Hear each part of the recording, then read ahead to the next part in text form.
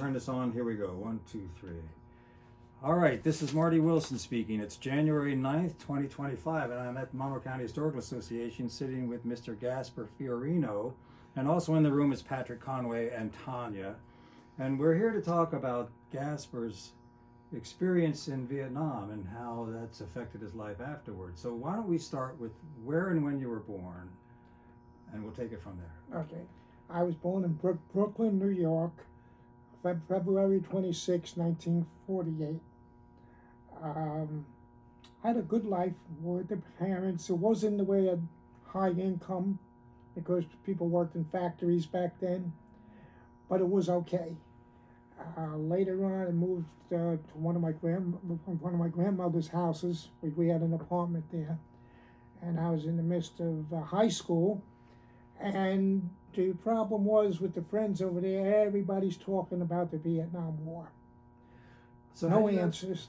Have you ever heard about Vietnam? Before that, no. Yeah. There was no reason to, except that all I remember is the war starting somewhere around 1963, 64. Reading, I find out it started actually before that, but never paid attention to it. And in high school, we were learning something about it, but everybody was worried about getting drafted. That was the biggest thing. And it was fearful because nobody knew what was going on. Oh, you don't want to get drafted. Okay, what is it? You know, nobody knew. You didn't get a definite answer from one side or the other. And well, I ended up graduating school, went into college. What year did you graduate from high school? What's that? What year did you graduate from high school? I graduated in 1965. Okay, all right. So up to that point, there wasn't too much, you know, and I ended up going to college for a year. And then I went to work in a bank. So my college got cut back a bit. I was in the bank for about a year, and I got a notice, you're being drafted. Oh, what's going on? So I made some phone calls, and some people up above says, well, if you volunteer, you can possibly get into a position that you are comfortable with. So I did some investigation. I worked with finance, which was good, and I had a lot of experience in the bank, working in the upper floors, not on the main floor. So I volunteered. And 2 months later, whatever, they says, you're coming in now, okay. And I went, and I'd never seen anything like that before in my life. So many people. And the fact is, they gave me a RA number, regular Army number. To this day, I remember it. And don't ask me why or how, but it's always in the head. You know, and it's interesting the way the military worked. And well, I went down to Fort Jackson, down in South Carolina. I was there for about 4, 5, 6 months, whatever. I was a holdover, and eventually I got notification, you're going home for like a week or two, then you're coming and you're going straight out to Fort Lewis, over in Washington. And I went out there and got on a plane. I forget what kind it was. Went out to Cameron Bay, and from there they had me in a one-engine plane going up to the Central Highlands with the 4th Infantry Division. And in between, people said, "Did you know where you were going?" I said, "No." I says, "Who else went with you?" I said, "My parents got me on the first plane, and anything after that, it was just me." I says, and that's where I learned to take care of myself. Because before that, you were always at home, and you had that, I'll call it the umbrella, between your mom and dad, making sure that you're okay and whatever. Well, after that, it was just me. Basic training was good. Advanced infantry training was good. Didn't know what was going to happen, but at least they trained you. And then when I got over there, it's like going into a dark room. I'll use that expression. Over here we sit up nice. We put lights on, we take lights off, we do what we need to do. And over there it was a horrifying effect, although where I was nice. There was about 4,000 or 5,000 people on the camp.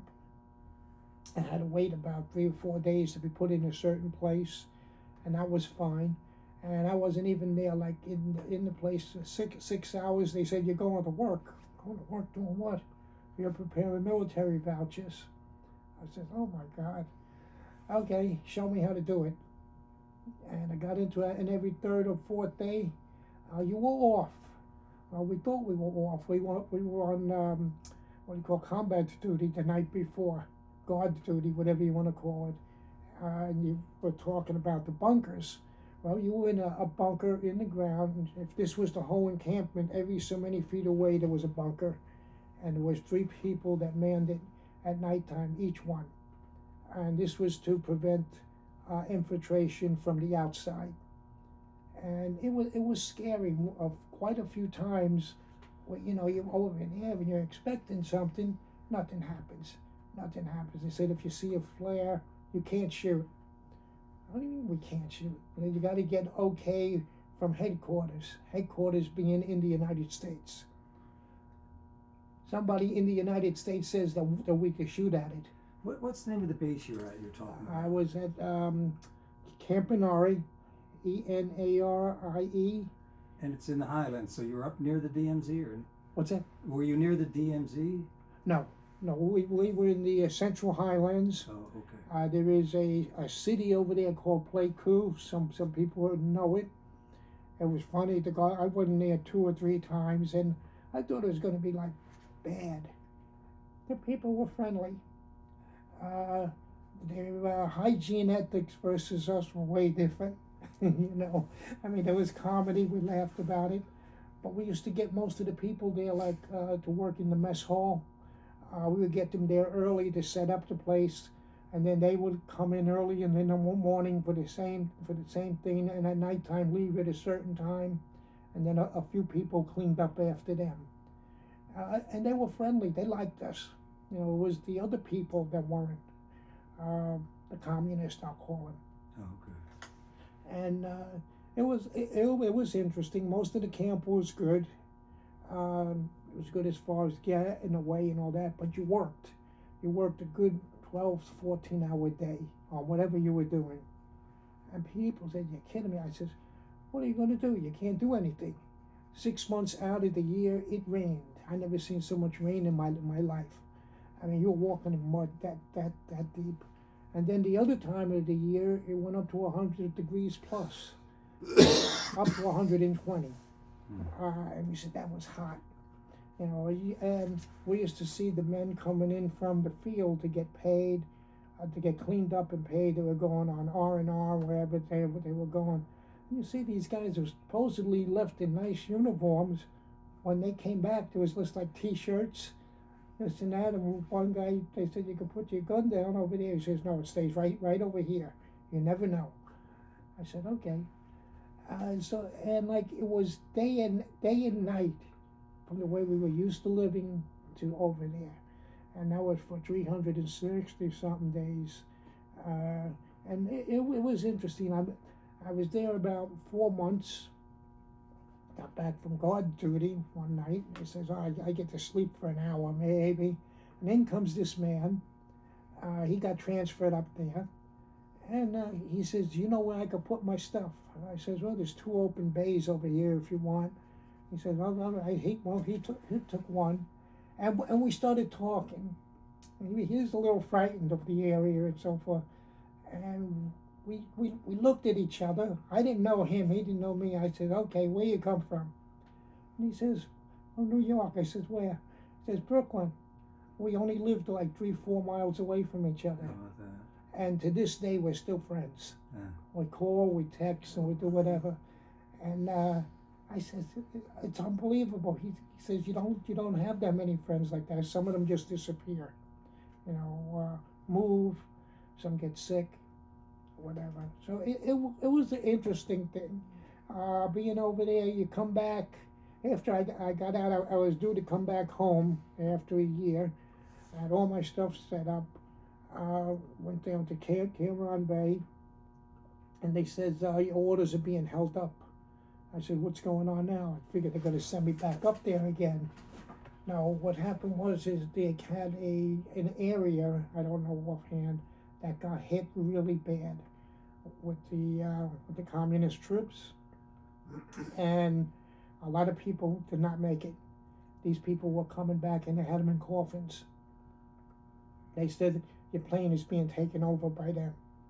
I said, so that is fine with me. You know, as long as I got a place to sleep and I'm fairly safe, it's okay. You do what you got to do. And 4 days later, I ended up going back. And what year were you over there? I was over there 68, 69. Were you there for Tet? Were you there for Tet? Yes. Tet, there was a big discussion about Tet. The federal government says it lasted like 30 days. Okay. I did some research on it. I found out it was a little more. Then there was a person that we all know, Glenn. Okay, I was talking to him, and he was out in the field all the time. And I says, what about this here? I says, 30 days? He says, more like 6 months. He says, they were constantly hitting us no matter where we went. I said, okay. He says, you were in there for that year? I said, yeah. Started like a month after, but then I was there for the rest of the year with it. And it was scary. In the middle of the night, all at once, you would hear an explosion. What in the world is going on? We were told when you heard that big noise, get out of wherever you were, grab your rifles, helmets, and go into the bunker. So we didn't know what was going on, if somebody was coming in, what they were doing, but they were shooting rockets at us. No defense, didn't have anything. The following day, we were up there trying to see what the damages are. And one guy was complaining. I said, what are they complaining about? He says, we got the helicopter pad over here. They were shooting their rockets and they wiped out the mess hall. I said, no. He says, they said, you're eating K rations for about a week. I said, you gotta be kidding me, you know. But you do what you gotta do, you know. They fixed it up within a few days. But you were comfortable and now you're not comfortable. And that guy was with me too, that I still remain friends with. I'm trying to get him to get into some stuff, but he joined the National Guards afterwards, and he's retired and stuff right now. He doesn't really want to get involved in anything. I said, hey, you do whatever you need to do, you know. And beautiful person. We speak over the phone, we talk. We got another friend that was in the Navy, and I know him since 1970. Still friends with him, you know. So they think, how do you remain friends? I said, easy, you communicate. Yeah. Even if you say hi, they get back to you. People get back to you and all that. They're interested in getting back to somebody that they knew years ago. Getting back to the base, how often was it attacked? I mean, What's that? How often was the base attacked? You mentioned where they wiped out the mess hall. How often did they lob rockets in or whatever? Oh, it was something like every other month, or sometimes 2 or 3 times. A lot of casualties when that happened? We had one sergeant that I had over in basic training, and he was over there, and he was after this one guy, because the guy didn't have a shirt on. Okay, he was out there in the bunker. He had his own underwear on, boots, hat, and helmet, and he's giving him a hard time. And we went to go speak to him. What is your problem? Oh, you should have on this. You're getting hit and you're worried about what you're going to put on. You may not even be here. Well, that guy got taken care of in a different way. He didn't get killed or anything, but they took care of him from what I heard. And I was out of there, so I could care less. But you don't come down on a person who's over there trying to defend whatever it is.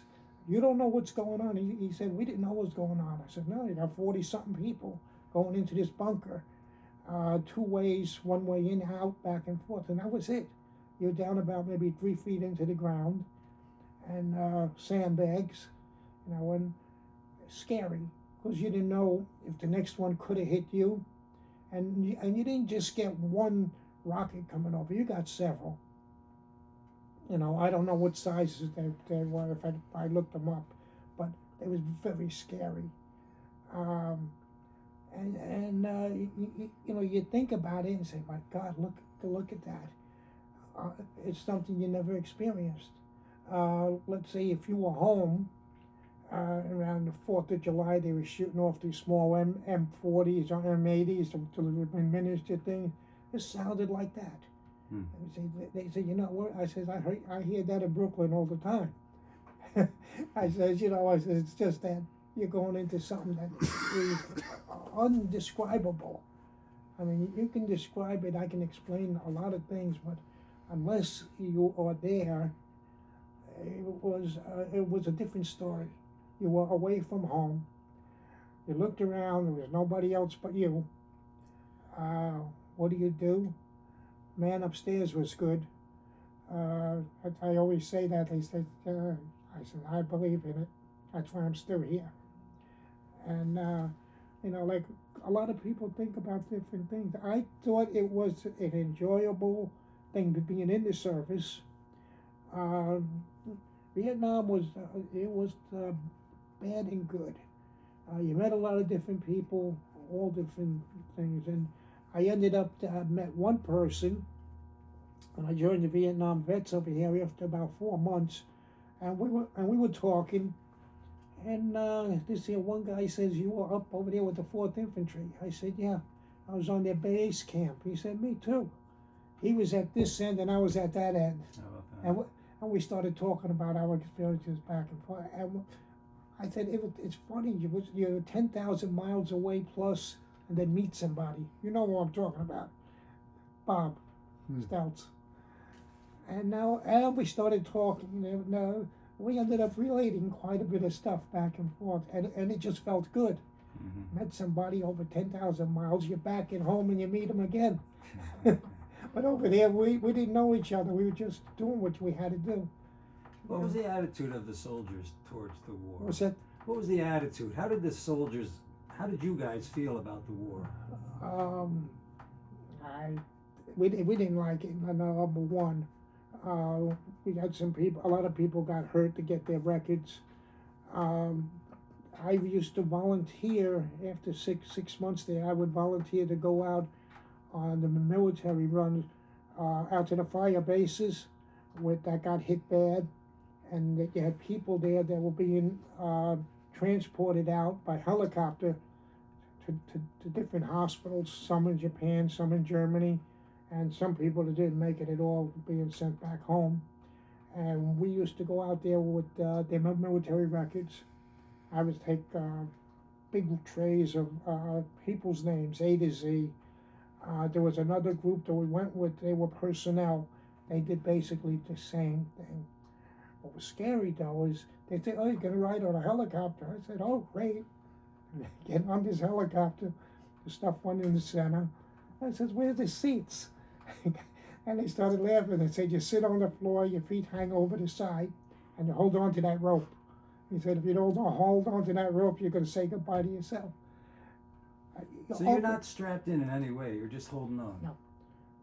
Your feet were basically on a rail if they were too long. You sat down, up there, the rifle over your shoulder, and the person in charge of the helicopter said, you see shooting coming out of the woods, get your rifle and aim back at them. That was it. We held about 6 or 8 people, and then because we had a lot of boxes of stuff, and it was interesting. It was good. And then you go and land. You never landed. I mean, maybe on some of the places, yeah, most of the time you're jumping out and maybe that much off the ground. They didn't want to send the helicopters down, especially when the rainy season. You might get stuck. So you were jumping back and forth. And it was, I think it was a scary thing to see people getting hurt. I was on a hospital mission down to Nha Trang, which was a seacoast city. I was supposed to be there 3 days. We went to 1 or 2 of the big hospitals there. And you're walking through the halls, small, and you saw people, oh, forget it, you can't even describe them. Half of their stomachs were gone, arms, whatever. I was walking through, and I don't know who this person was. He says, can you do me a favor? I said, yeah. Says, can you hold this cloth over this guy's stomach? I said, well, just hold it. We'll be here in about 5 minutes. They were taking care of somebody else. His stomach was shot open. And the man that was there, he looked at me. He said, thank you. You know, these are things that go through your head. I say, wow, I'm out of there. You know, afterwards. But Nha Trang was a seacoast city controlled by the U.S. And I tell you, it was fun. When you went down, and we were walking around afterwards, I'm saying, something is different about this place. I says, people were walking around, no weapons or nothing. And then they had like coffee houses set up. And you smelled the French coffee being roasted. Delicious. You know, it was something different.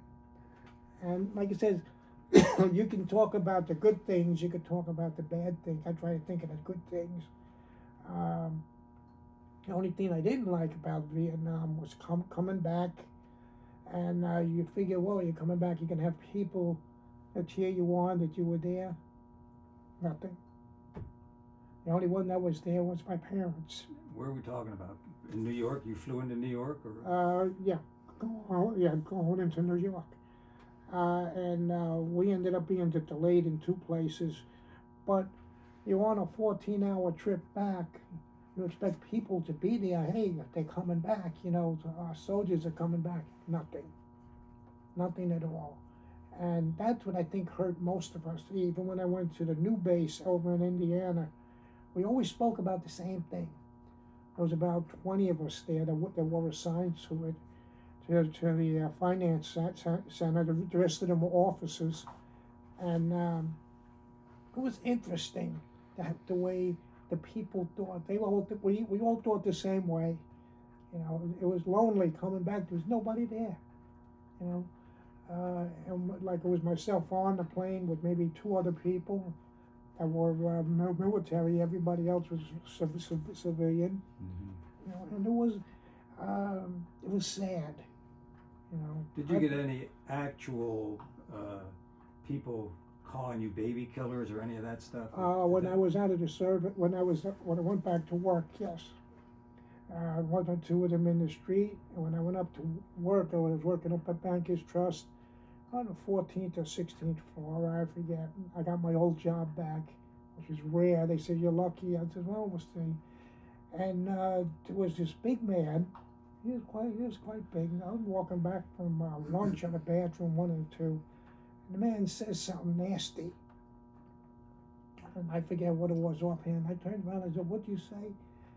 And he said that. I turned around and grabbed him by his shirt. I slammed him up against the wall, cracked the wall. You know. And 3 supervisors got up, like ready to jump on me. And one guy there, he says, hey, just stand back. He just came back from overseas. You know. He said, you don't want to mess around with him. And he was talking to me. And then I met with 2 managers way up above. And I said, one thing you don't do. You don't knock a person that was in that place, number 1. You don't knock the flag that we fought for. I said, this guy was a little bit out of hand and all that. So they sent me up to speak to the vice president. And they said, well, what if I told you something like that? I said, you go against the wall too. You know, he says, you would. I said, yeah. I says, you're only working here because the people allow you to. And we went, we would talk, and I knew the man before that, before I left.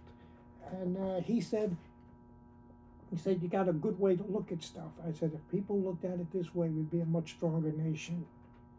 And we all, you know, he says, well, we don't allow stuff like that. I said, I don't allow what that person said either. I said, that they're not right. So they said, well, we're going to have to let him go. And I spoke to them, and I says, no. He said, what do you mean, no? He says, number 1, younger guy, doesn't know. Maybe he should be just spoken to. I said, don't let him lose a job. He might be needing it maybe just for himself, maybe for a family and stuff. So they kept him on. I met with him about 3 or 4 days later.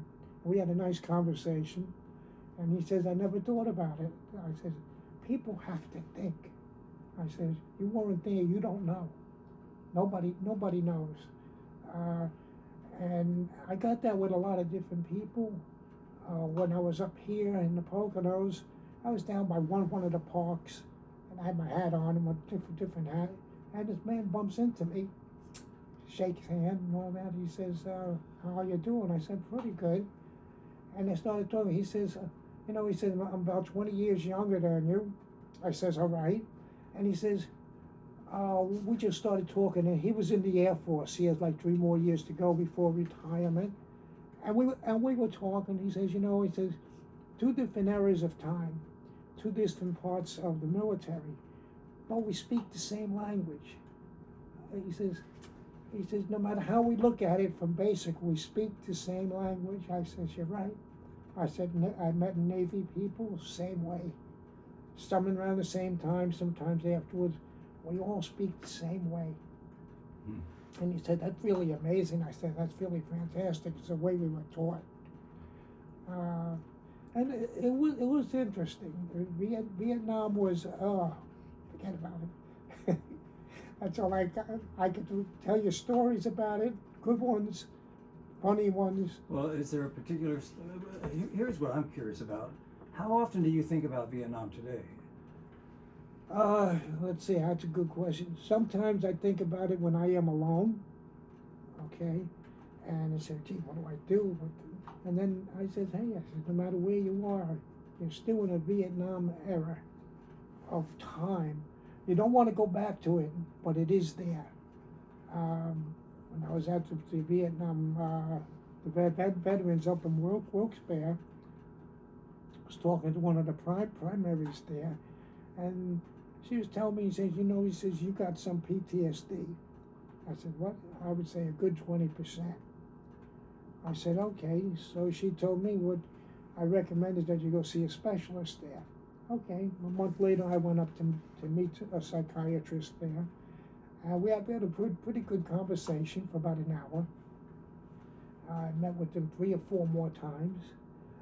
And he says, well, how do you feel? I says, if I was talking to you and didn't like what you said, I would try to hit you first before you hit me. And this was always true. And then she says, well, you've been coming here now for about a month or 2. How do you feel? I said, I feel okay. He says, how about the first instant? I says, now I'm smarter. I says, now I listen to you. And if then I don't like you, then I'm going to hit you. She says, I guess you're cured. I said, yes. I said, I lasted a long time. I says, people don't understand. And it is true that they don't understand, a lot of people. Today, the young people, forget about it. I was talking to my grandkids. Right? They range, the oldest one's like 26. And we had a good conversation going back and forth. Nothing about killing people or hurting people or anything like that, but what the military does and what it did. Even on my side of the family and all that, of all my cousins, 23 of us, 24 of us, I was the only one that went into the military. I was the only one that went overseas into war. And I said, of all these here people, 7 or 8 of us around the same age, I was the only one that went. And they said, why? I said, because they got drafted. The government said, hey, we need you to help us. And then I wanted to go and get something that I was familiar with, which with God's help, I got it, and that was okay. Then I tried to get close to home, getting out of Nam. That didn't work. What do you mean, try to get close? Well, they said if you write to your senator or a congressman, whoever, they can possibly get you a place to work home, because I still had like 15 months to do. I gotcha. Okay. So I did it. They said no. I got another response back from the senator. They said, no, we have different plans for you. I said, okay, they better not plan me to go overseas again. So I followed it. They said I was going out to Fort Benjamin Harrison, over in Indiana. And if you go up to the camp here by Toby Hanna, the Army camp here, like that. I mean, it looked like a giant campus. I said, this is unbelievable. They had about 4,000 plus civilians working there. And what I dealt with was the operations, the mail operations, dealing out the monthly checks going out to retired people, both commissioned and non-commissioned, okay, officers. In other words, civilian people that are out there, and then you got a lot of people that are still entitled to their different types of checks. And best part was there was a machine about 3 times the height of this. They had like 5 or 6 of them. We used to keep 3 on reserve, and these here machines had to be cleaned. And what it was is, remember the old IBM cards? Yeah, sure. Okay, they're key punched and everything else. Well, the checks were made out that way. Okay, and these checks had to be signed, and they'd be coming down a long row like this, and you were over there making sure that every check got signed. So it was, again, another experience. After these things went into a pile, then they had to go in envelopes, and it went to another area to put stamps on them and whatever. We got to get a stamp to send out to the people. I don't know how many hundreds of thousands we did a month. It was only like 6 or 8 of us that worked on it. And they said, you got top clearance. I says, why? He said, well, because you're signing somebody's name way up there. Major, general, whoever. And I said, oh, okay, there was like 3 of us assigned to it. So you were there watching these machines, making sure that they didn't mangle up the checks. And they were fast, they were flying stuff around. By the end of the day, you know, your hands were messed up, but you didn't care. And the other thing is that in most cases, they expected you to wear fatigue outfit. We had to go in with a suit, the suit, the tie, the whole works. I was some kind of an executive. And we started laughing. We got there, the jacket went off, the ties were hanging, the shirts were open. We said, hey, we got to do, you know, what we got to do. You don't want to ruin the jacket, then you got to go get a new one, you know. But that was an experience and a half. Because people said, did you know how to do that? I said, no. Took me about 2 or 3 days to learn what was going on. And once it was going on, it was like a daily thing. And it was a learning responsibility. So it sounds like your time in the military was quite the learning experience. I mean, you said that over and over again. Yeah, it was good. Even though I didn't like Nam, the learning the different things over there was fine. Getting back to this, how you remember the Vietnam. Did you have nightmares? Do you have nightmares about any particular thing that happened in Vietnam? What do you mean? I'm sorry. Do you have nightmares? Do you... Oh, yeah, a few times. Yeah. PTSD, whatever you want to call it, yes. Yeah. And when you think about Vietnam, are there specific events that you constantly mull over, or? The only thing that bothered me was getting hit with the rockets, and we were supposed to be on guard duty at one time, and the rockets came on in. The military bunker off to the side of us, 100 feet or 200 feet away, got hit. Of the 3 people there, 2 of them did not come back. So it like fear, you don't know which way it was going. It was fear. You know, you didn't know because you know you on a base that was fairly secure. But you got these rockets coming in over your head. You didn't know where they were landing. They were just hoping to do damage to you, you know. So it's not surprising you have PTSD then? What's that? It's not surprising that you have PTSD. Yeah. So, you know, it does think about it. Someone told me, he said, whenever you walk, you always walk to the back of a crowd or something. I said, yeah. I says, I don't know who's walking behind me. I said, I like to know who's walking. In other words, I don't trust what's behind me. You don't know. I was always scanned back and forth. Eyesight's going. I still got that in my head. Huh. You know, safety, whatever. So it's had, and your experience in Vietnam's had a pretty large impact on your life after Vietnam. When I was over in, where was it? When I was over in Indiana, and we had a room like twice the size of this. And they said, well, we don't have any place for you to stay. You can go get a hotel room and we'll pay. I'm not going to pay for no hotel room. And one guy says, hey, he says, they got two spare rooms where they're teaching people. They use as storage rooms. So we went up there to look. They were empty. He says, what do you think? I says, well, we can get the beds from the students. I says, but we need a refrigerator. I forget what else we have. Oh yeah, then we called up in Indiana Bell, and we got a phone hooked up.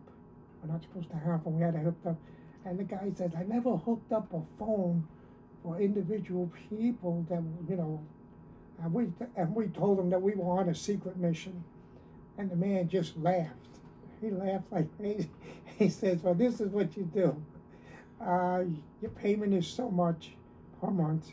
Long distance, you have to pay extra.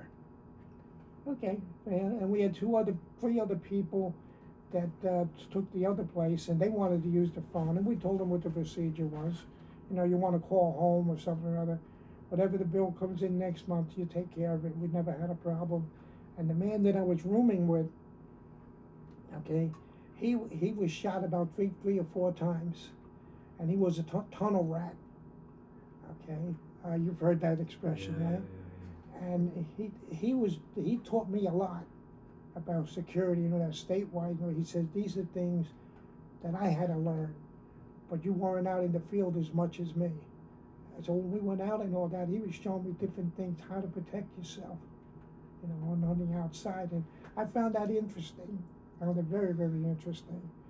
And he said, come on, we're going out at 2 o'clock in the morning. I said, going out for what? We're going to eat. He was hungry. We felt like eating. So we went out. We grabbed the other two people, and we went out to eat. So he said, there's a place open 24 hours. We're gonna go. And that's how you make friends. You end up meeting different people. How did you, do you remember the anti-war protests? Did you have any reaction to the anti-war protests that were going on in the United States? No. No. No. I never got involved with any of that. Better off. I know when I came back, there was a lot of stuff against me. You didn't walk around with a hat on like that. You had to be careful. Mm-hmm. So I did only certain things. Like I said, you got to take care of number one. You let number one go, gone. Now, when I first got married, my father-in-law thought I was some kind of a war hero. Okay, coming back from Vietnam and everything now. And I told him, I said, it was different. Now, he never went for that. But he was telling me, he says, you are well respected because of going over there. He said, nothing bothers you. I says, if it bothers me, you'll never know about it. I says, that's my internal war. And I think a lot of people have that. You know, certain things. Now, we had, remember several years back, that guy Freen, F-R-E-I-N, he killed, he killed a policeman or something. Okay, where I live by Alpine Mountain, they were doing a search there at nighttime. Well, 10 o'clock at night, they had things, don't go out at night, we're doing a search in certain areas. Okay, well, my dog don't read, he don't hear. He had to go out at 10 o'clock at night. Well, guess who's going out with him? Me. We're out there, he sees all these lights in the woods. I says, oh boy, I'm gonna have a problem. So I went out there with him, and I met with the policeman. He says, oh, are you worried about him? I said, well, I got him to protect me, and I got my other pal to protect me too. The policeman laughed. He said, you're a vet? I said, yes. You know, so we were talking the same language. If this guy was out there, he says, you worried about him getting into the house? I says, no, but he'd have a hell of a time getting out. You know, that's how I felt about it. Even if somebody breaking in today, you might get in, but I don't think you're going to get out too well, you know. And that's just just the training, I guess, that you got. And even when I was going out with friends, most of us were in the military, even stateside, no doubt. We had a good time. You know, I'm just wondering if you had it to do over again, if you wouldn't join up, if you wouldn't go to Vietnam. But it sounds to me like you're saying that you got a lot out of being in the service. I don't really know right now. Forget about it. I mean, but if I was in like 21 again and so forth, I would definitely think about it.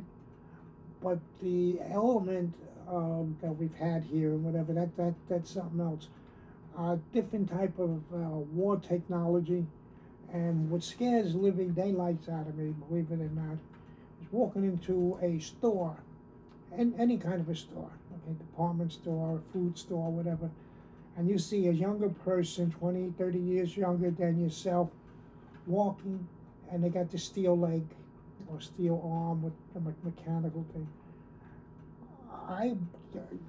You don't know how to approach these people, what they went through.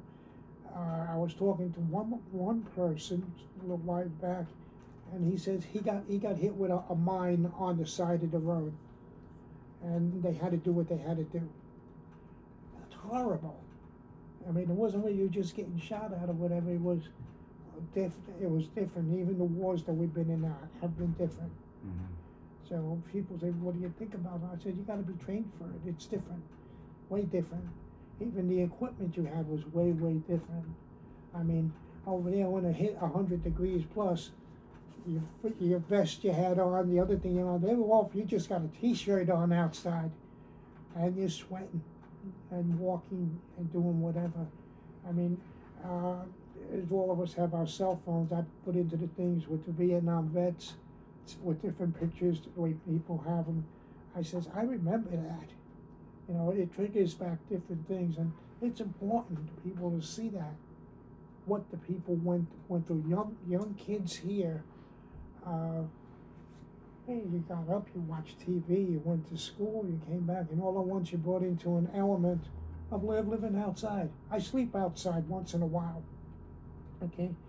And people say, you sleep outside? I says, yeah, why? Aren't you afraid? I says, no. I says, it's beautiful. I says, I might get a chipmunk early in the morning or something, but that's about it. I says, aren't you afraid of the deer or the bear? I says, no, they don't want me. You know, it's just something that is embedded. It doesn't bother me. Even daytime or nighttime. I thought, oh, it's nice. Lock up the door. I'm out sleeping in the chair. It's about 12 o'clock, 1 o'clock in the morning. It doesn't bother. I says, everyone has a number on this giant corkboard, and somebody up above is throwing darts, and if you hit the number, you're gone. That's basically life, you know. And even overseas, they were saying the same thing.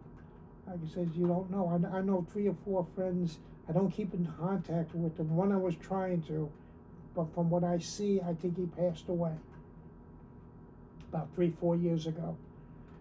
He was the guy that was shot 3 or 4 times. There was a name there, same name, Junior, and I think it's his son. Would have been about the right age. He'd be about 40 right now, between 40 and 50. So, but I don't know, and I feel funny trying to contact the person. You know, sometimes it may stir up something that they don't want to know. And people, the other thing I tell people is about the Vietnam War and the military both. The biggest thing is respect.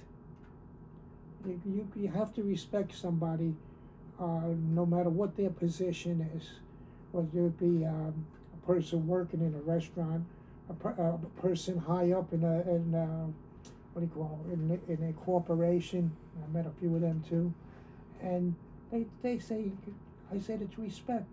I says, I don't respect you for what you are doing or whatever. I respect you as a person, and I expect you to do the same thing for me. We can talk that way, even with politics.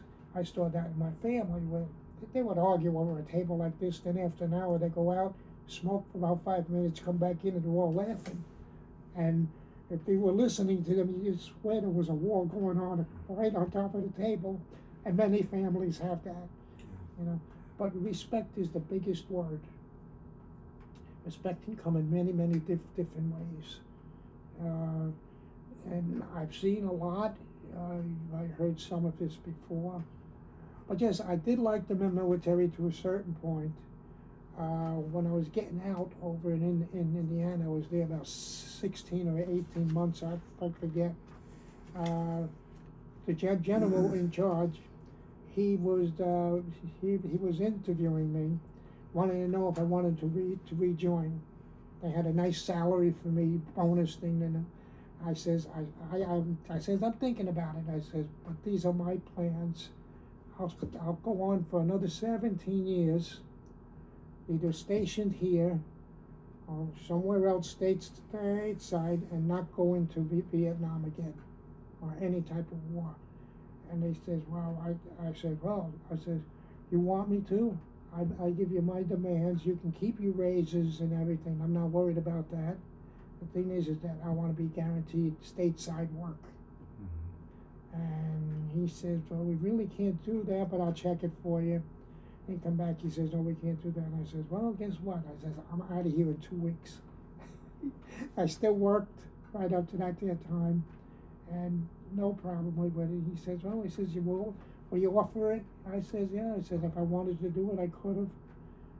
I could have been a staff sergeant afterwards. I said, I'm happy with what I do. I'm glad. I says, and that's it, but no good. So you get out of the service. You got married after you got out of the service. About 2 years later. And you had a career. So even with PTSD, yeah, you've had a pretty successful I was back life. working in the bank. In the bank, I had to work up to manager again. It took me about 6 or 8 years. So much change, so many changes that went on within three years that I was away. So you had to regroup yourself. The computers came in. That was a totally different atmosphere. But I was lucky for them to take me on. The person there says, well, I says, I don't have anything really that we can offer you. He says, but we do have a job in your old unit that you used to work in. I said, oh, all right.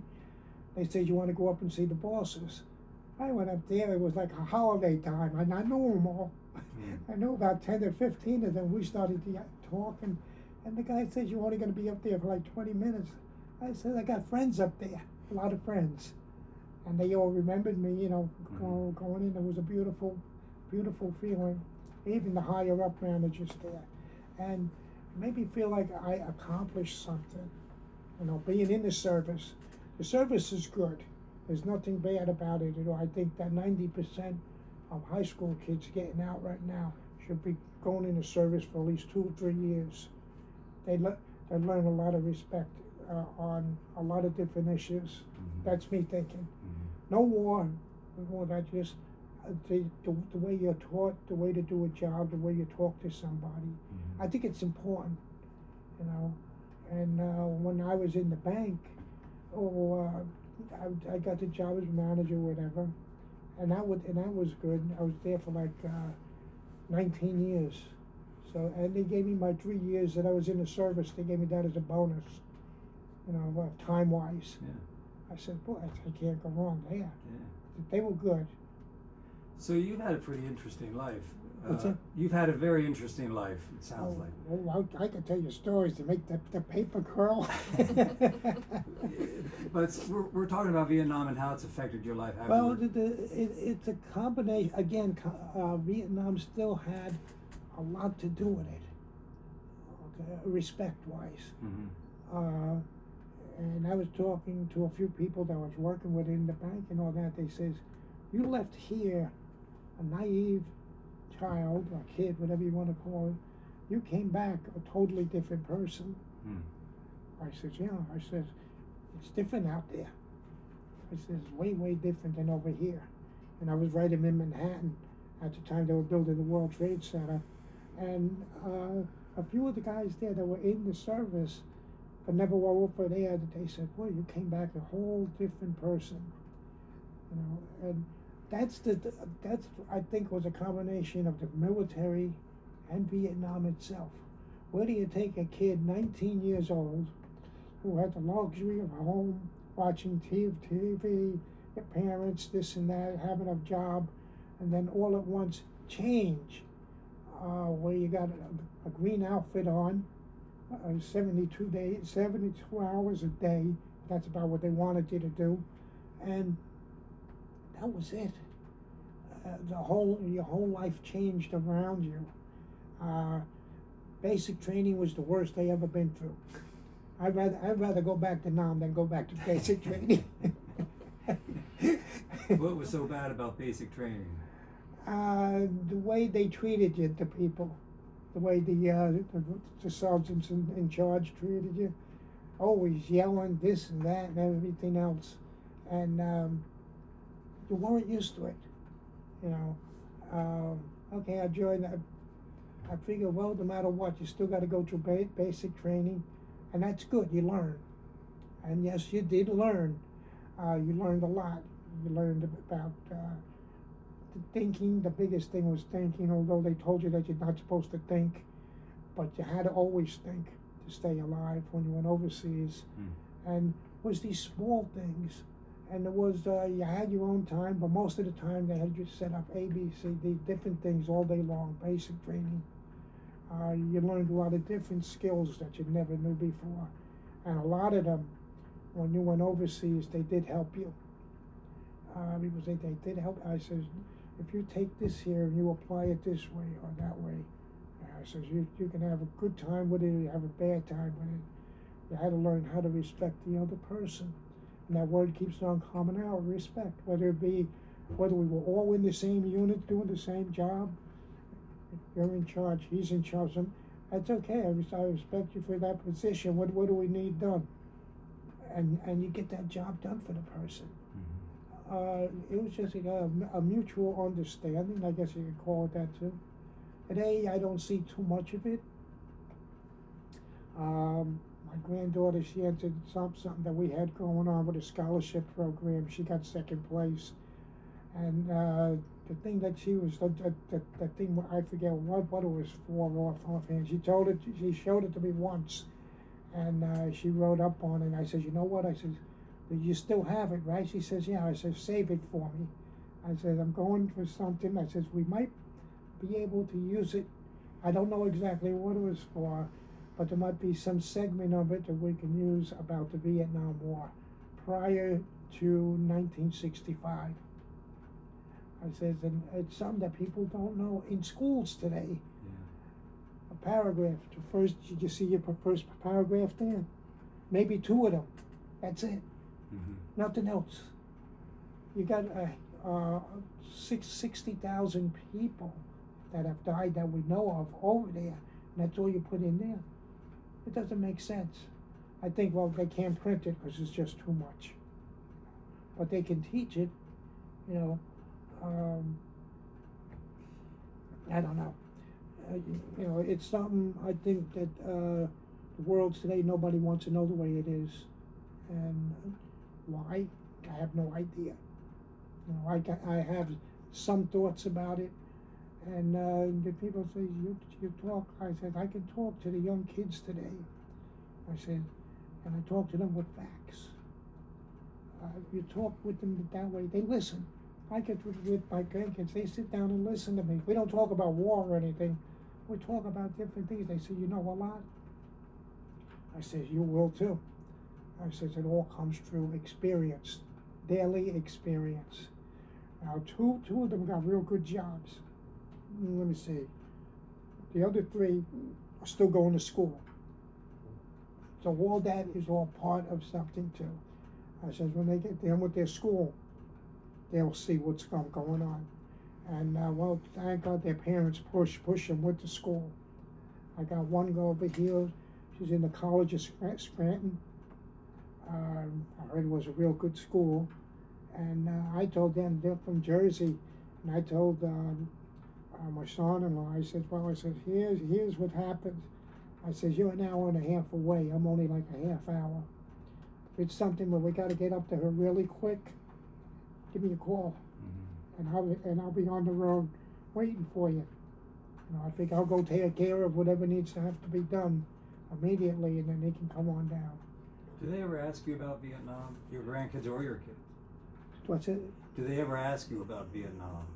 Yes, two of them, and one said they never taught it in school.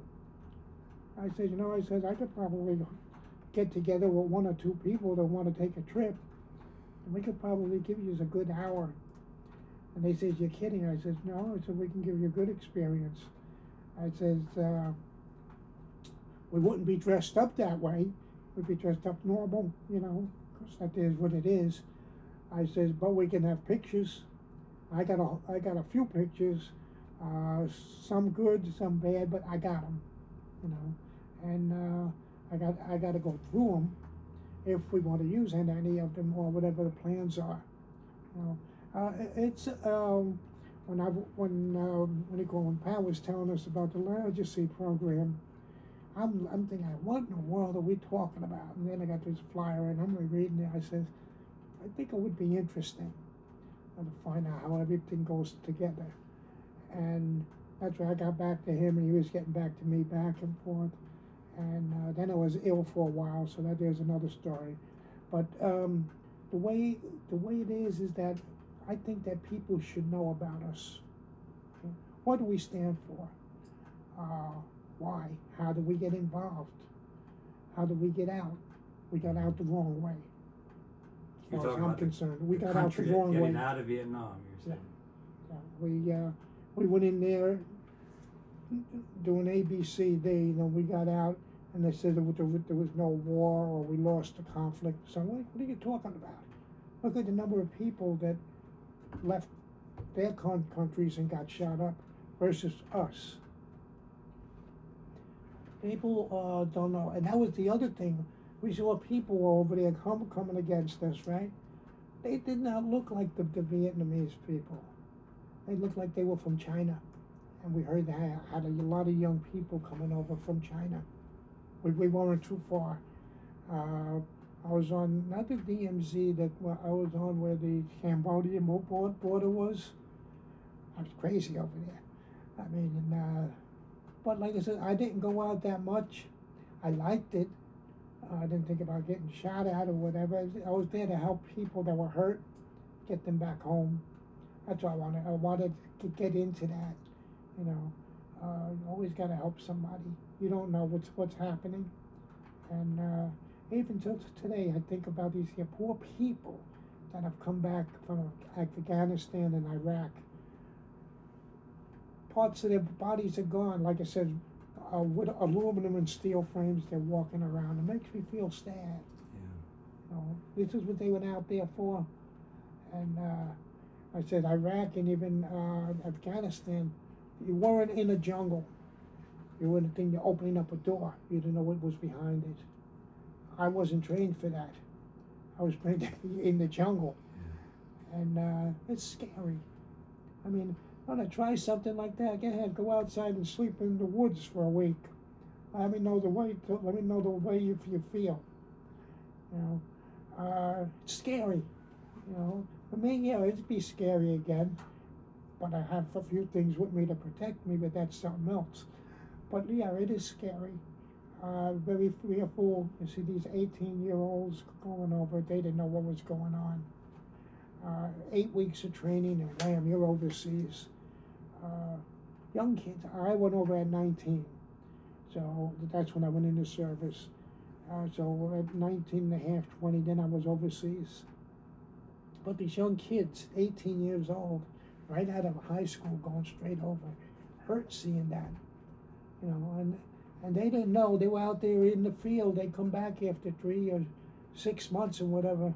They were no longer 18-year-olds. Their mindset was way different. Even the way they looked was different. And people don't understand that. A lot of people today, forget about the people today, they don't understand. Well, you're helping us to understand it by telling us about it. What's that? I say you're helping us to understand it by telling us about it. Oh yeah, you can ask a certain feature. I'll write it down. I go home and think about it. I might even have something written down about it. Vietnam, it was a crazy war. Okay, we were there almost, I think it was like 19 years or so. I forget the numbers. It was a long, long time. People say it started in 59. Some people say a little bit older. Some people say 62. To try to get an average on what was the deal. Someone says that President Kennedy was involved with it, sending over advisors to work with the Vietnamese people. They went to work with their army, and one thing led to the other, and then he passed away, and the whole thing exploded. Johnson, I don't like him. I tell people I don't like him. He was, as far as I'm concerned, he was a waste of space. All we did was add people, kept adding people and kept adding people. Did not know, say, well, this is what we need to do to stop it. You don't just keep throwing people at them. And that was my understanding. So you got to have the right number of people. You got to have the right number of people in charge to know what they're doing. Otherwise you're not going to get there. And all I know with him was that he kept on throwing people at it, and it wasn't the right way. And when they got out of the war, when Nixon, I forget who the Secretary of State was that was signing off stuff. They let it sound like we were the losers. Wrong. We went over there. Well, you weren't in a war. You were in a conflict. No, we were in a war. You look up what the word war is with the people, the number of people that died. We were in a war. But they use a lot of cotton stuffed in their ears. I don't know.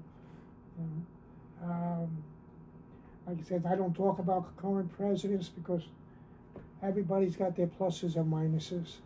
And I say, guess what? Open up that door, see what's on the inside. We don't know. Everybody's got a skeleton hanging around somewhere. That's everybody. And I said, nobody is perfect. Making decisions or whatever. Try to be that way. But like I said, I mentioned that number before that I saw on Facebook. Over 300,000 died because of Agent Orange. And why wasn't that mentioned before? Nothing. There was a man, I met him about 6-7 years ago at a Christmas party. I don't know who he was working with, but he was with the Army for a long time. And they had the man, he was working in Texas. He had gloves on and everything else. I said, what's the matter? He says, I was affected by the Agent Orange. I says, what do you mean Agent Orange? I said, we're not using any of that stuff anymore. He says, in Texas, they had hundreds of thousands of barrels, 55-gallon drums, buried in the ground of Agent Orange. And they started to leak, and we had to pull them out. They didn't want them to hit the water. So this guy, he does like everybody else does. He says, I had machinery, I was working, we had to put them on trucks and this and that. He says, I didn't know. I says, no, nobody told you. He had it on his hands, and he was affected by it very, very bad. I don't know what happened to the man. But these are all things that people, he says, there was a whole bunch of us working on it. Nobody tells you that why, it doesn't make sense. We got this toxic thing out there. At least prepare the people to go out and work with it with proper uniforms. That brings up an interesting. Do you think the Vietnam veterans have been treated well by their country in terms of the Veterans Administration? At the beginning, no. At the very beginning, no. Now we're treated better. Okay. I've been in the hospital a few times with different primaries. Each one had a plus and minus their own way. I got a real good one right now. And like even before that, I'd never had a problem with them. If there was a problem, they got on the phone. Said, we're doing tests on you. He said, we want you to come in for some more testing. And this year I did all the stuff that I had to do with the blood test. Or they take out blood like forget it. And I went back, I see the urologist, they said, you're all good, ABC, good. I couldn't get my primary, but she set you up for a week later. I get a call 2 days prior. They said, we're canceling your appointment. What do you mean cancel my appointment? I said, I'm going in on my annual checkup. They said, no, we want to call you and do it by phone. And that tells me whatever they found and all, I'm basically pretty good. Mm-hmm. So we discussed it. I spoke with the primary by phone, and we had a little bit of a conversation, a good laugh. I told her, I said, you take it easy. She said, if you have any problems, he says, you get on that phone and you call my office. I says, okay. I said, I hear you 100%. That was it. Yeah, good. You know, and we were good. And then even this last 2 weeks ago, I was real sick. And a few of my friends said, hey, you better get down to ER or wherever you can get to. So I did that. I went to Lehigh Valley. They looked at me. They thought I was going to fall down at any 1 second. I had something bad with my throat. Well, the day I was going into the place, and somebody else had already called. I didn't even get out of the car. I'm walking over, opened up the door. 2 people came and they threw me in a wheelchair, taking forehead to this and that. They saw I had a hat on, Vietnam vet, and my jacket, and they took me inside. They says, we got to start doing tests. They couldn't identify what was bothering my throat. So I says, okay. I was there over 5 hours. They still didn't. Everything else I was plus on. And then I'm waiting for a bill at home. And I managed to get home that night. I told them I had to go sing to the plant. That was it, you know. But I got on home. The following day was with Thanksgiving. I got a phone call. They says, we sent all your information and stuff over to CVS Pharmacy. You can go pick it up at any time. Okay, I checked their hours and I went. 2 days later, I get a phone call from ER again. And he says, we're just checking, making sure you're okay. Don't make sense to me. 3 times they called me. They were checking to make sure I was okay, and the fact that I was a vet, and they were mainly communicating, I guess, with Wilkes-Barre, because I seen them on the computer back and forth. Yeah. They says, this is your right Social Security? I said, yeah, okay. He said, we're sending your records up.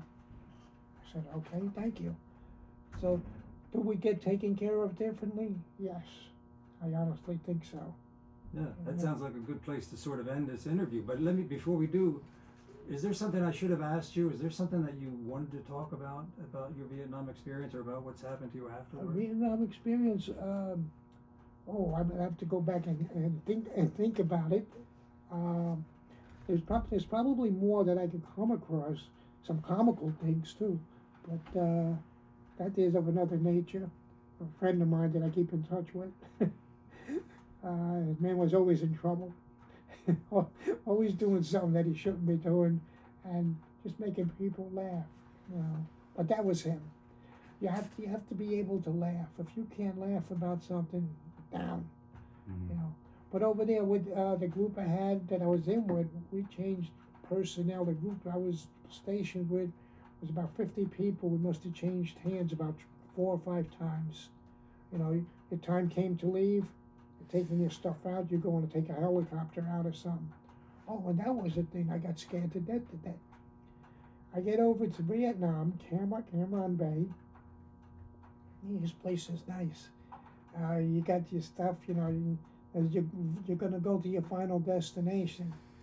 I'm figuring, okay, I'm going to get on some kind of a plane or something. It was called a Caribou. I don't know if you're familiar with it.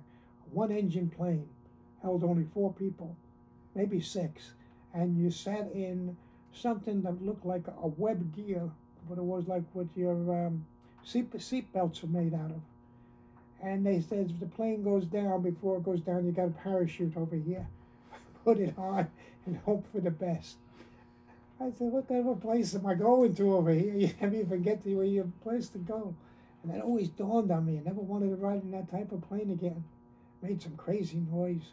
And they said, that's the way we get you out there. You know, so that was a learning experience. And the helicopters was something else. I never rode on one with doors. I rode out at least maybe 6 or 8 times, no doors on them. And they said, you didn't get frightened? And I'm scared of height. Well, I says, it was a beautiful trip. I'm hanging on, looking over the side. You know, I don't know how many feet up they were, but they were up there. And that's the other thing about Vietnam. You had a different element of what was going on. Like there was, even with the service, I'll put it that way, there was no fear. You went and you did what had to be done. There was no fear if you had to jump over something, climb up something, and anything like that. No fear. That was what they embedded in thing that I was. You do what you got to do. It's a job. And so are you saying that the whole time you were there, you never saw a soldier express any kind of fear? I've seen a few of them have fear that didn't want to go out or do what they had to do. You know, and they were evaluated. You know that we didn't. We had these here things, search parties. I forget the actual name. If the camp was over here, they would go out maybe a half a mile to a mile, and I don't know how many people there were, and you would spread out from a small area, open up like an umbrella, and you were searching all the areas, make sure that there was no booby traps around, no mines, no this and that, in case these here people could sneak in, because they were good at digging tunnels, you know, and I've seen some other tunnels in real life. They're huge. How did they get in to do it? We don't know. This was them. Over the years, they knew all these here things, and the people they were friendly, and it was funny. I was living in Easton for a while, and a friend of mine, he was doing some what do you call handyman work, and he knew I worked nights and all. He called me. He said, "Hey Gasper, you want to work with me?" He said, "I need about 8 to 10 hours of work." I said, "Oh, okay, fine." It was taking down a roof. The guy's house had a bad roof leak, and the roof was the inside part of the thing was out. We had to pull it all down. We didn't know what we were going to get. And he says, "I don't know if you're going to want to work." He says, "The person that we're doing the work for, they're Vietnamese." I said, "So?" He says, "It don't bother you?" I said, "No." I said, "They're people." You know. Oh, the guy came. He was in the same area that I was. Okay, he was he was actually on the side of the Americans. Okay, they're doing different things, and he was in the field a lot. And he was working in a school. He was a janitor, or some other name they had for him. And his kids came home. We were talking. I never spoke anything about Nam or anything. And he came in and all that. He says, "So and so told me you were overseas." I says, "Yes." And we start talking. My friend says, "You know him?" I says, "No." I says, "But we were in the same town. We knew each other from that." And we started talking. He's laughing. The man says, "People don't understand people." I says, "You're right." Did you ever see the enemy? Did you ever see an enemy? Did I ever see the enemy? Yes. You saw the Viet Cong or Viet Cong. Yeah. Shot at each other. I won. Well, not me, but the group that I'm with. We got them first. But yeah, several times. And people say it doesn't bother. I says, that's the thing you look out for. You look out for the safety. And I talked about safety before. Being at the end. My house about 3-4 years ago, there was an abandoned house. And then there's a car parked over there. We don't know who it belonged to. I used to watch it. And then before you know it, we saw a state trooper behind it. I said, what he's doing? This is 10:30 at nighttime. I'm going to go see what he's doing. So I went over there with a flashlight, and he saw me. He opened up his window. We started talking. I says, "I see you here alone." I says, sometimes being alone is a little tricky. And he says, yeah, he said, I got a call and I'm getting back up. I'm getting a tow truck. I said, okay, if you want, I can stay outside the car with you. No problem. I says, you can stay inside there. I says, I'm used to stuff like this. He says, you're a vet. I said, yes. And we spoke. He says, look, I'm okay. I gave him my phone number. I said, you run into a problem, you call me. I'm listening. I'm a minute away. Yeah. And he says, no one ever offers help like that. I says, I don't know. The man was young. And he was waiting for his backup to come, which was good. And I saw them come like 15, 20 minutes later. You don't know what's going on there. Nobody knows. Whether there were people in that house, whether that car was left there on purpose, nobody knows. But he was glad, though, that, that someone offered help. But it's interesting that he recognized that you were a vet, or he guessed that you were a vet. Yeah, I said, hey, you got a problem over here, because you don't know how a person thinks. Yeah. But even to this day, I still think the same way. People say, how do you feel when you live in? I said, it doesn't bother me. I said, people may get into the house, they got to worry about getting out. And I don't want to hurt anybody, so we leave it at that. And they said I was shot at in civilian life maybe about 6 or 7 times out in Indiana. They're crazy out there. They don't like you, they shoot. You were shot at. You're not talking about the cop now. You were shot at. Is that what you're saying? I was shot at. For what? I don't know. I was out there in Indiana. If they don't like you and you're going on your property, boom, they shoot, shotgun. Oh. Crazy. When I say they're crazy, they're crazy. And I was friends with some. They said, you walked on the wrong property at the right time. I said, yeah, okay. 7, 8 o'clock at night. What do I know? If they don't know you're coming on the property, that's how they protect themselves out there. This is going back into the 70s. Yeah. Well, it sounds like your military training helped you out there as well. There was a lot of it. But most of the people that I met with the military, very, very friendly. The people with the police, same thing. And I told them, I said, like even with the different forms of, I think the Navy, the Air Force, the Marines, well, you all speak the same language, one way, shape, or form. There's a guy around the corner from me. He was doing good, and he was at that Marine camp where the water was bad. Mm-hmm. And I don't know how long he was there for. He says, all at once I started getting sick. I didn't know what it was. He has COPD now, and several other things with his organs that are all messed up. He's going up to Wilkes-Barre all the time. And I said, my God, I said, he says I was only, he's like 58, 59, somewhere around there. I said, my goodness, I said, you're so young, He says, people don't know. He says, we were out there, you'd think that they would check the water, And I think it was near the borderline, or either North and South Carolina, if I'm not mistaken. Parris Island. It was Parris Island, right? Parris Island? Yeah. Okay. Well, that was Camp Lejeune. Camp Lejeune.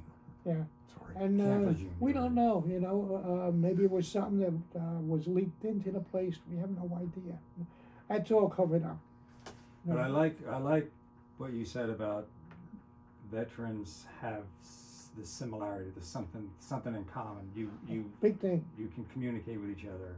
I don't know how to say it, but you said it very well. I find that no matter who I speak to, and what realm, even current ones, okay, they could be in the Navy, Air Force, the Marines. Like this guy's a Marine, and we were speaking, and a few years back, he says, he says, I was never overseas and all that like you were. He says, but it's interesting. He says, it was so many years apart, and again, we're talking the same thing back and forth, respecting each other, helping each other out. And to this day, I got a message back from him the other night because of the real cold, wet weather that we're going through. I told him, I said, stay warm, don't go out because he has a problem breathing. And he says, all my friends, you're the only ones that said something like that. I says, I got to see who your friends and associates are. I said, there's a big difference between the two. I think this is a good place to end the interview. I think we covered a lot of stuff. Was there anything else that you wanted to talk about? Well, let's see. Like I said, coming back from to the United States was different. It was good. I liked working over in the finance center over in Indianapolis. That was like college campus for me. Mm-hmm. You know, it was a little strange setup and all that, but it was beautiful. I mean, I had a job there. We had to be there like at 7 or 8 in the morning, I forget. Every 3 days, our job was to make sure the flag went up on the military post. You know, different people doing it. And if it was a holiday or something or other, they would get about 30 people. We had the giant garrison flag, and we all got together to pull that thing up.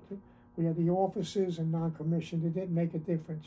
You got over there, you made sure that flag went up to the top.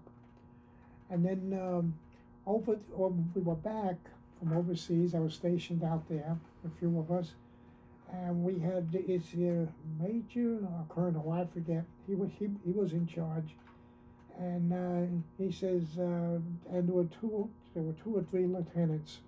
We all used to go to lunch.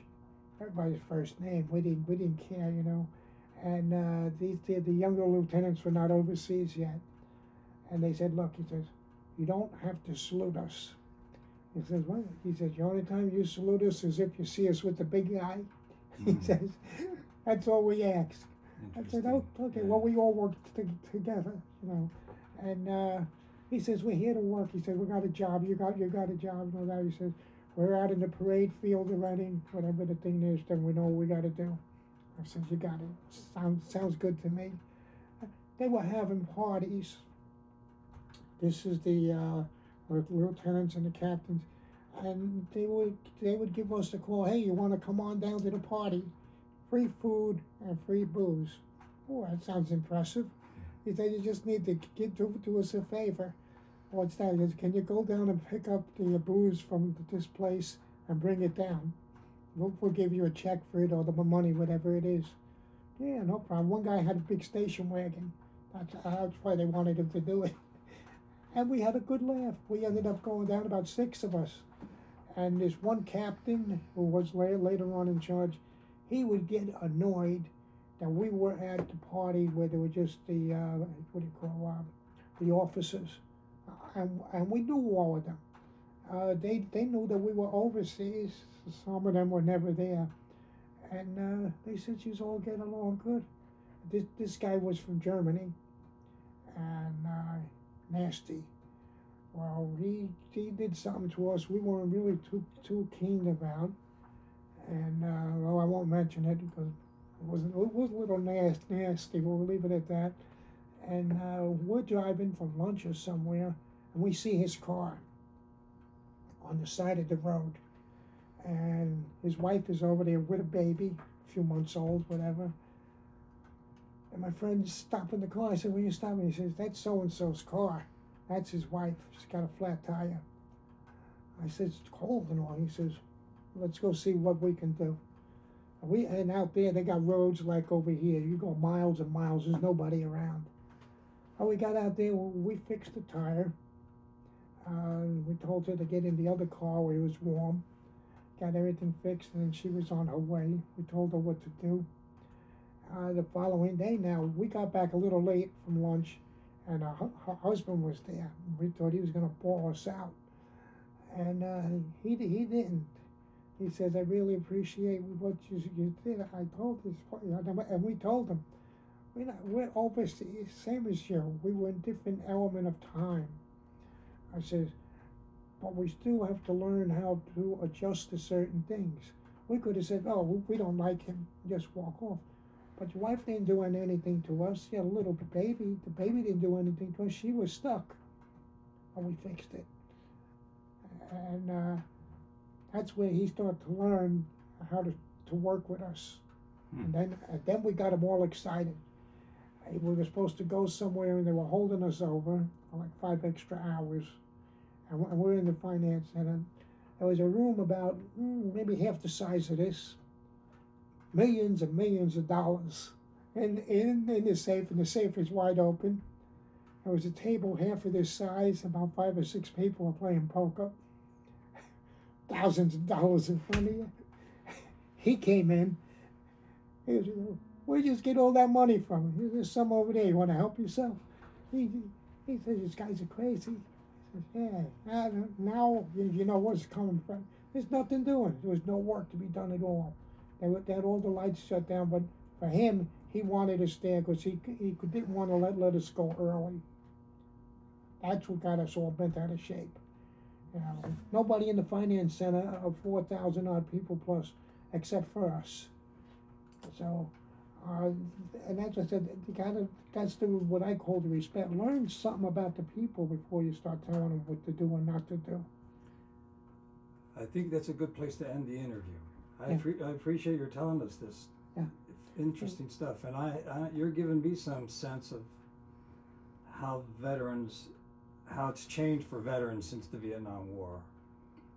You know, how did they change? Well, and I'm interested in, my brother's a veteran. We should talk about this after I turn off the machine. So let's turn off the machine. But thanks very much. Oh, okay. Time out. Okay.